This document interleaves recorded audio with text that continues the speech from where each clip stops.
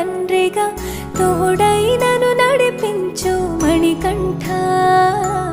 కష్టాలే తరిమినా కన్నీరే ముంచిన నీవే నాకు దిక్కు కదా అయ్యప్ప.